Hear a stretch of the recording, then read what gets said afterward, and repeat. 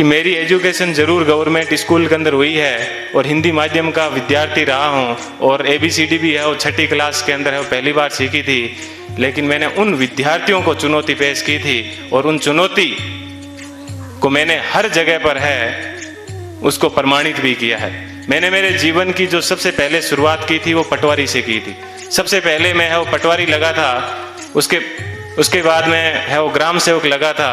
उसके बाद में 3rd ग्रेड टीचर था, उसके बाद में 2nd ग्रेड टीचर था, फिर असिस्टेंट जेलर में RPSC टॉप की थी, फिर है वो स्कूल लेक्चरर था, फिर इसी स्कूल के अंदर जिस स्कूल के अंदर आज मैं आपसे मुखातिब हो रहा हूँ, इसी स्कूल के अंदर मैंने एक एग्ज़ाम दिया था असिस्टेंट कमांडेंट का, उसमें मैं है वो सिलेक्ट हुआ था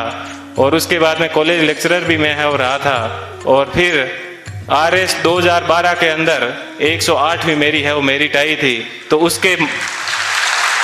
मैं वर्तमान में है वो राजस्थान तहसीलदार सेवा के अंदर हूँ और वहाँ पर भी मैं एक आपको बात बताऊँगा। देखिए ईश्वर अपने से क्या चाहता है, कब चाहता है कि अपने को जीवन में कभी भी उदास नहीं होना चाहिए।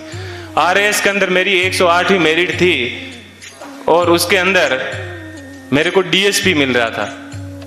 लेकिन दुर्भाग्य ऐसा रहा कि मैं है वो फर्स्ट वेटिंग में रह गया। थोड़ा सा मुझे दुख हुआ कि यार अपन फर्स्ट वेटिंग में रह गए और उसके जस्ट 1 महीने के बाद में है वो IAS का एग्जाम था दिसंबर के अंदर। 4-5 दिन दुखी रहा, लेकिन मैंने कैसे ही अपने आप को मैनेज किया और देखिए दोस्तों मैनेज करने का क्या बेनिफिट मिला कि जो DSP बनना था वो D आगे से हट गया और मैं SP बन गया। बात यह है कि अपन जीवन के अंदर चाहते क्या है, अपन अपने आप को कितना डिवोट कर पाते हैं। तो आज मुझे है वो IAS के अंदर 170वीं मेरिट है वो मिली और मैं जनरल कैटेगरी से है वो बिलोंग करता हूँ, तो मुझे IPS मिला। मैं यहाँ पर रुका नहीं हूँ, मैं वापस तैयारी कर रहा हूँ और इस बार मुझे आशा है कि हिंदी माध्यम के अंदर IAS में किसी की अभी तक फर्स्ट मेरिट नहीं आई है और मेरी ये पूरी की तमन्ना है कि कम से कम मैं यहाँ उस स्थान तक है वो पहुँचूँ। कि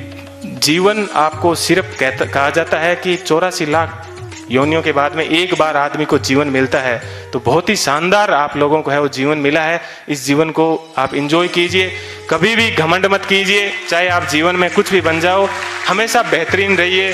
और आप लोगों से मैं आशा करता हूँ कि अगले साल जब प्रोग्राम होगा तो आप सब लोग हैं वो यहाँ पर आने का मौका मिले। थोड़ी सी देर पहले मैं देख रहा था कि मालाएं कम पड़ रही थी, तो अगले साल इतनी संख्या माना कि सब मालाएं कम पड़ जाए,